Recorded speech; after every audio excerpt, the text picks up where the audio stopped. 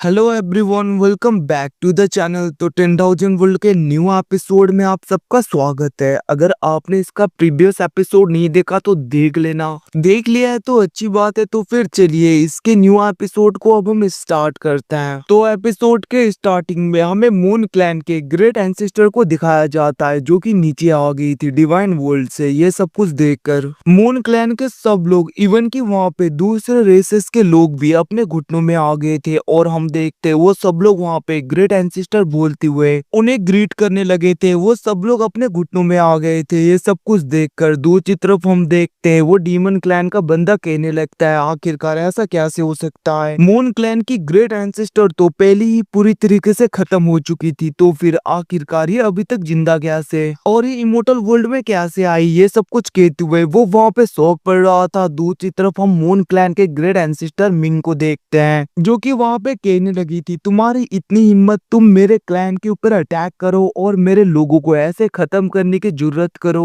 ऐसा लग रहा है तुम्हें मरने की बहुत जल्दी है। ये सब कुछ कहते हुए हम देखते वो वहाँ पे बहुत ही आसानी से उस डीमन बंदे के ऊपर अटैक करके उसे पूरी तरीके से खत्म करती है। हम देखते वो बचने की ट्राई तो कर रहा था, बट यहाँ पे मून क्लैन के एंसेस्टर की पावर बहुत ही ज्यादा होने की वजह से वो कुछ नहीं कर पाता और वहीं पे खत्म हो गया था। जिसके बाद में उस जगह पे जेड बटरफ्लाई बाहर आता है और हम देखते उस डीमन बंदे का एक ट्रेजर भी। उस ट्रेजर को मून क्लैन की ग्रेट एंसेस्टर अपनी तरफ बुलाती है। दूसरी तरफ हम देखते वहाँ पे जेड बटरफ्लाई के अंदर से लिन फैंग आ गया था जिसको कि वहाँ पे मून क्लैन की एंसेस्टर मिंग देख रही थी। बट हम देखते हैं वो दूसरी तरफ उस डीमन बंदे का ट्रेजर चेक करने लगती है जहाँ पे वो उसके बारे में पता लगाती है और हम देखते हैं वहाँ पे एक पोर्टल ओपन होता है, सब कुछ दिखाई देता है जहाँ पे हमें पता चलता है कि इस डीमन क्लैन के बंदे को एक ओल्ड मैन ने ये ट्रेजर दिया था ताकि वो यहाँ पे डीमन क्लैन के एंसेस्टर के बॉडी को पूरी तरीके से पपेट बना सके और ये सब कुछ कर सके। ये सब कुछ देखकर दूसरी तरफ साउटियान कहने लगता है, इसका मतलब ये सब कुछ इसी ओल्ड मैन का किया धरा है। दूसरी तरफ हम देखते लिन फैंग कहने लगता है, इस बंदे को देखकर ऐसा लग रहा है कि ये बंदा बहुत ही ज्यादा पावरफुल होगा और ये जरूर डिवाइन रिलम से बिलोंग करता है। अब वो लोग ये सब कुछ सोच ही रहे थे तभी हम देखते वहाँ पे एक गोल्डन पोर्टल पूरी तरीके से ओपन होने लगता है और वहाँ पे मून क्लैन के लोग सबके ऊपर बहुत ही ज्यादा इंटेंस प्रेशर पड़ने लगा था और हम देखते वहाँ पे लिन फैंग के फादर धीरे धीरे आने लगते हैं। दूसरी तरफ इस प्रेशर को देखकर वो सब लोग बहुत ही ज्यादा शॉक हो गए थे और हम देखते वहाँ पे वो डीमन क्लैन की लेडी कहने लगती है, ये प्रेशर तो मून क्लैन के एंसेस्टर से भी बहुत ही ज्यादा है, इवन कि हम तो खड़े भी नहीं हो पा रहे। हम देखते वहाँ पे लिन फैंग के फादर आ जाते हैं जिसको देखकर लिन फैंग कहने लगता है, ये तो फादर है। अब वहाँ पे सोर्ड एम्पर को देखकर दूसरी तरफ मिंग कहने लगती है, बहुत टाइम हुआ, मैंने तुम्हें देखा नहीं, बहुत टाइम के बाद भी मिल रहे हैं ना हम। उसकी ऐसी बातें सुन के लिन फैंग के फादर भी कहने लगता है, तुमने ठीक कहा, वैसे तुम कैसी हो? हम देखते वहाँ पे मून क्लैन के एंसेस्टर कहने लगती है, अभी तक तो ठीक ही हूँ। और हम देखते वो कहने लगती है, तुमने देखा ना आखिरकार इन सब के पीछे कौन है, आखिरकार तुम अब क्या करोगे? उसकी बातें सुन के दूसरी तरफ वहाँ पे लिन फैंग के फादर बहुत ही ज्यादा गुस्सा हो गए थे और वो उस ट्रेजर को लेते हुए कहने लगते हैं, उस ओल्ड मैन की इतनी हिम्मत, मैं उसे छोड़ूंगा नहीं, उसने मेरे बेटे के ऊपर अटैक करने की हिम्मत की, इसके बदले में उसे पे तो करना होगा। ये सब कुछ कहते हुए हम देखते वो वहाँ पे उस ट्रेजर को पूरी तरीके से क्रश करने लगता है। ये सब कुछ देखकर वहाँ पे मून क्लैन की ग्रेट एंसेस्टर कहने लगती है, तुम्हें पता है ना वो बंदा कितना ज्यादा पावरफुल है और वैसे भी वो तो एक ट्रैप भी हो सकता है। उसकी ऐसी बातें सुन के लिन फैंग के फादर कहने लगते हैं, ट्रैप ही क्यों ना हो, मैं नहीं डरता किसी से, वैसे भी तुम्हें लगता है वो मुझे रोक पाएगा? ये सब कुछ कहते हुए वो अपने धर्माकाय को पूरी तरीके से बाहर निकालने लगता है। अब उसकी पावर को देखकर, उसकी स्ट्रेंथ को देखकर दूसरी तरफ मून क्लैन की ग्रेट एंसेस्टर कहने लगती है, तुम्हारे स्ट्रेंथ को देखकर ऐसा लग रहा है कि तुम उस रिलम के बहुत ही ज्यादा क्लोज हो, इवन कि तुम तो बहुत ज्यादा पावरफुल हो गए पहले से। उसकी ऐसी बातें सुन के दूसरी तरफ हम देखते वहाँ पे लिन फैंग के फादर कहने लगते, कुछ टाइम के लिए लिन फैंग मून क्लैन में ही रहेगा, तुम्हें कोई परेशानी तो नहीं है ना? उसकी बातें सुन के वहाँ पे दूसरी तरफ मून क्लैन के एंसेस्टर कहने लगती है, भला मुझे क्या सा प्रॉब्लम हो सकता है, वो यहाँ पे रुक सकता है। वैसे भी जब तक लिन फैंग यहाँ पे उसे कोई भी कुछ नहीं कर सकता। अब उसकी ऐसी बातें सुन के दूसरी तरफ हम देखते लिन फैंग के फादर एकदम से वहां से चले गए थे, जिसको देखकर दूसरी तरफ हम देखते वहां पे साउटियान कहने लगते, मास्टर आपके फादर तो कितनी जल्दी चले गए, इवन की वो तो आपसे बात किए बिना ही चले गए। अब उसकी ऐसी बातें सुन के दूसरी तरफ लिन फैंग सोचने लगता है, जरूर बहुत ही ज्यादा इंपॉर्टेंट काम होगा। वैसे भी अगर उस ओल्ड मैन ने उन लोगों के साथ में हाथ मिला दिया तो क्या यहाँ पे फादर उन लोगों के साथ में फाइट कर पाएंगे, ये सब कुछ वो सोच रहा था। दूसरी तरफ हम देखते हैं वहाँ पे मून क्लैन की ग्रेट एंसेस्टर कहने लगती है, तुम ज्यादा मत सोचो, वैसे भी सोर्ड एम्परर के दिमाग में क्या चलता है ये हम भी पता नहीं कर सकते, उनके अपने ही तरीके हैं, अपने ही अफेयर्स हैं। ये सब कुछ कहते हुए हम देखते वो नीचे आ गई थी, वो कहने लगती है तुम्हें अपना ख्याल रखना चाहिए लिन फैंग। अब वो ये सब कुछ कह ही रही थी, तभी हम देखते वहाँ पे प्रिंसेस आगे आते हुए कहने लगती है, एंसेस्टर में मून क्लैन की यंगर जनरेशन हुई, ये सब कुछ कहते हुए वो वहाँ पे ग्रीट कर रही थी। और हम देखते वो वहाँ पे कहने लगती है, एंसेस्टर हमें फॉरबिडन इनहेरिटेंस लैंड में जाना है। अब उसकी ऐसी बातें सुन के दूसरी तरफ हम देखते वहाँ पे ग्रेट एंसेस्टर कहने लगती है, ओ तो तुम यहाँ पे मेरे मैजिक वेपन्स उन सबके लिए इस जगह पे आए हो। ये सब कुछ कहते हुए वो वहाँ पे लिन फैंग के चारों ओर घूम रही थी, वो कहने लगती है, सच में तुम बिल्कुल उसके जैसे हो। ये सब कुछ कहते हुए हम देखते वो वहाँ पे उन दोनों की तरफ देखते हुए कहने लगती है, तुम लोग चिंता मत करो। हाँ वैसे फॉरबिडन एरिया में इनहेरिटेंस में तुम लोगों को क्या मिलेगा क्या नहीं मिलेगा ये तो मैं गारंटी नहीं दे सकती, क्योंकि ये सब कुछ तुम्हारे लक के ऊपर डिपेंड करता है। आखिरकार तुम लोगों को क्या मिलता है नहीं मिलता, ये सब कुछ कहते हुए वहाँ पे मून क्लैन की ग्रेट एंसेस्टर प्रिंसेस की तरफ भी देख रही थी। दूसरी तरफ हम देखते प्रिंसेस कहने लगती है, एंसेस्टर आपका बहुत बहुत शुक्रिया। अब ये सब कुछ देखकर वहाँ पे ग्रेट एंसेस्टर लिन फैंग की तरफ देखते हुए कहने लगती है, लिन फैंग तुम उन दोनों को बाहर क्यों नहीं निकालते। उनकी ऐसी बातें सुन के हम देखते वो वहाँ पे उस सीनियर बीस्ट को भी बाहर निकालता है और वहाँ पे उस बंदे को भी। अब वहाँ पे उसे देखते हुए दूसरी तरफ वो सीनियर बीस्ट कहने लगते तुम्हारा बहुत बहुत शुक्रिया लिन फैंग। और हम देखते वो वहाँ पे मून क्लैन के एंसेस्टर को भी शुक्रिया बोल रहा था, बट उस जगह पे मून क्लैन के एंसेस्टर अपने पाव का यूज करते हुए उसके सोल को अपने हैंड में लेकर बोलने लगती है, तुम पहले बहुत ज्यादा सप्रेस हो गए थे और देखो अभी तुम्हारी क्या हालत हो रखी है, तुम चिंता मत करो, मैं हूं ना तुम्हारे साथ। ये सब कुछ वो कहते हुए उन्हें रख लेती है। दूसरी तरफ वो लिन फैंग और वहाँ पे प्रिंसेस की तरफ देखते हुए कहने लगी थी, अब तुम दोनों को मैं डायरेक्टली इनहेरिटेंस सीक्रेट रिलम मतलब कि हमारे फॉरबिडन एरिया में ले जाऊंगी, तो तुम दोनों यहाँ पे रेडी हो जाओ। ये सब कुछ कहते हुए हम देखते वहाँ पे एंसेस्टर अपने पाव का यूज करते हुए उन दोनों को अपने साथ में लेकर चली जाती हैं। दूसरी तरफ ये सब कुछ देखकर वो डीमन लेडी और वहाँ पे दूसरी वो दोनों बातें करने लगी थी, जहाँ पे कहने लगती है, सच में हमारे ग्रेट एंसेस्टर के साथ में मून क्लैन के ग्रेट एंसेस्टर बहुत ही अच्छी तरीके से बातें कर रही थी। वहीं पे दूसरी तरफ दूसरी लेडी कहने लगती है, मैंने तो सुना था कि पहले ये दोनों एक दूसरे को पसंद किया करते थे,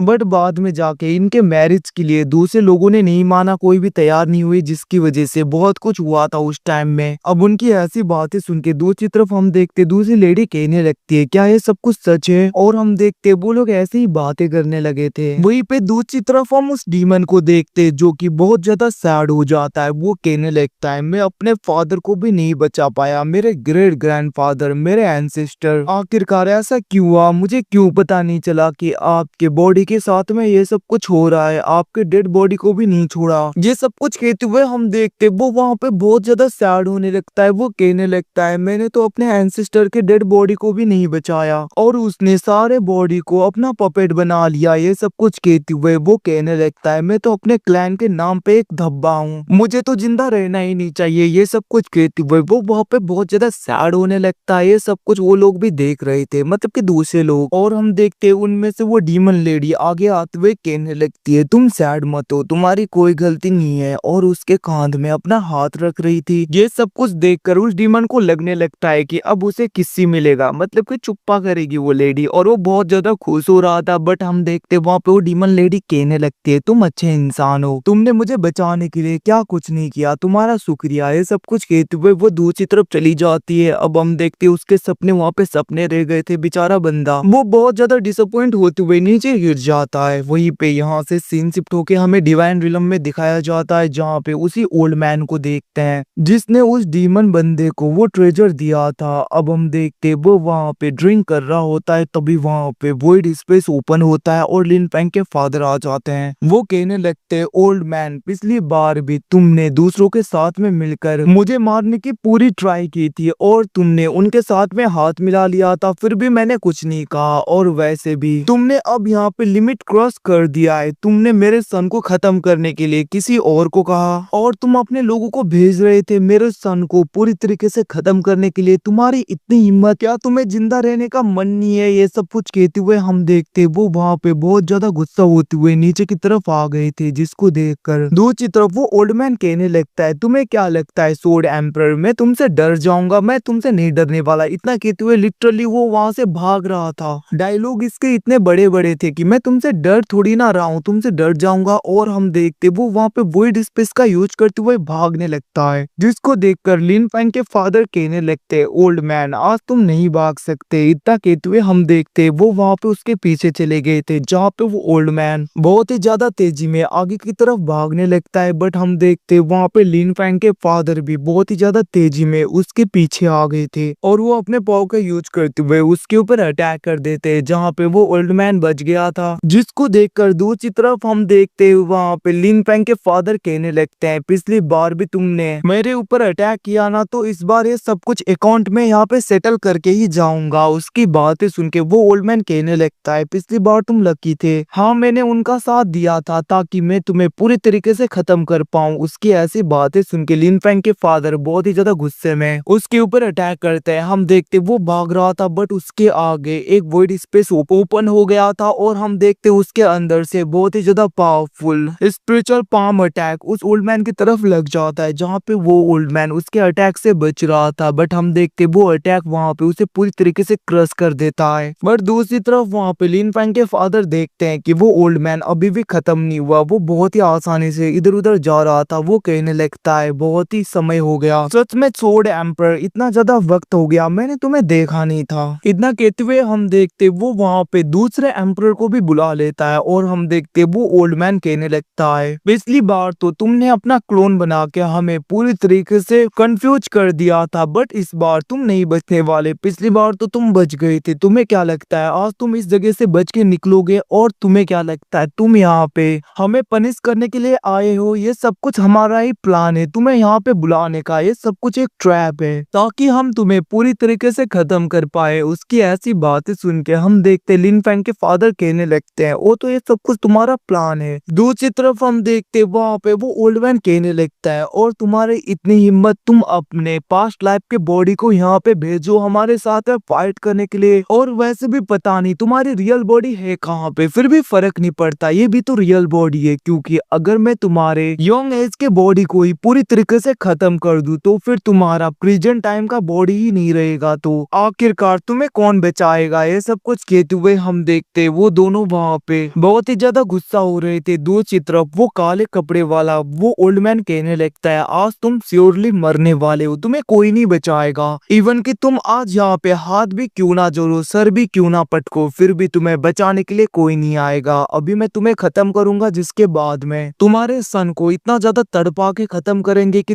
तुम यहाँ पे मरने के बाद में भी चैन से नहीं रह पाओगे। उसकी ऐसी बातें सुन के दूसरी तरफ हम देखते वहाँ पे सोर्ड एम्परर मतलब कि लिन फैंग के फादर हंसने लगे थे, और वो दूसरी तरफ दी तियानी की तरफ देखते हुए कहने लगता है, तियानी ओल्ड मैन, क्या तुम्हारे दिमाग को अभी भी थोड़ा सा भी होश नहीं आया? पिछली बार भूल गए मैंने तुम्हारे सन को कैसे खत्म किया था, फिर से तुम वही गलतियां कर रहे हो क्या? यहाँ पे तुम अपने पूरे खानदान को डिस्ट्रॉय करना चाहते हो? उसकी ऐसी बातें सुन के हम देखते वहाँ पे तियानी वो ओल्ड मैन कहने लगता है, मुझे फर्क नहीं पड़ता सोर्ड एम्परर, तुम्हें क्या लगता है तुमने मेरे एक डिसेंडेंट एक सन को मार दिया तो मुझे बहुत ज्यादा दर्द होगा? मैं कुछ भी नहीं करूंगा, वैसे भी मेरे पास में डिसेंडेंट की कमी नहीं है, बहुत ज्यादा सन है मेरे और बहुत ज्यादा मेरा खानदान भी, तो मुझे फर्क नहीं पड़ता है इवन कि मेरा एक सन ही क्यों ना मारा जाए, आज तुम्हें मैं नहीं छोड़ूंगा, क्योंकि पुराना हिसाब किताब भी मुझे आज यहाँ पे पूरी तरीके से क्लोज करना है। ये सब कुछ कहते हुए हम देखते वहाँ पे एम्परर तियानी बहुत ही ज्यादा गुस्से में कहने लगता है, अब मेरी बारी, और हम देखते वो अपने सेलेस्टियल वेपन को बाहर निकालता है, जिसको देखकर दूसरी तरफ वहाँ पे लिन फैंग के फादर सोचने लगते हैं ये तो उसका सोर्ड है। हम देखते वहीं पे दूसरी तरफ एम्परर तियानी कहने लगता है, आज तुम्हें कोई नहीं नहीं बचा सकता। वैसे भी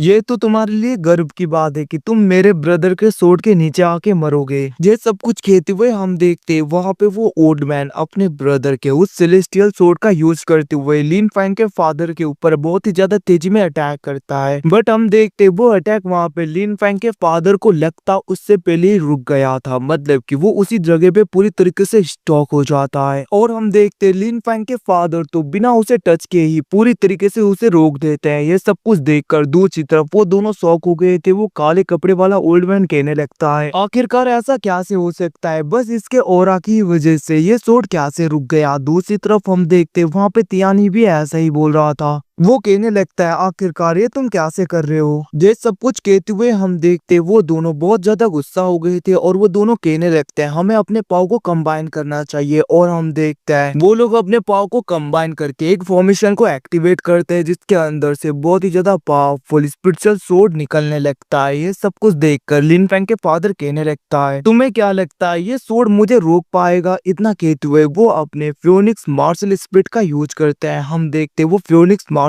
स्पिरिट डायरेक्टली जाके उन ओल्ड मैन के अटैक के ऊपर अटैक करता है। और गाइस इसी धमाके के साथ में एपिसोड खत्म होता है। Thanks for watching, bye bye, see you again. मिलते हैं अगले एपिसोड में। Tales of demon and gods भी आएगा तो उसके लिए वेट करना। Bye bye, take care.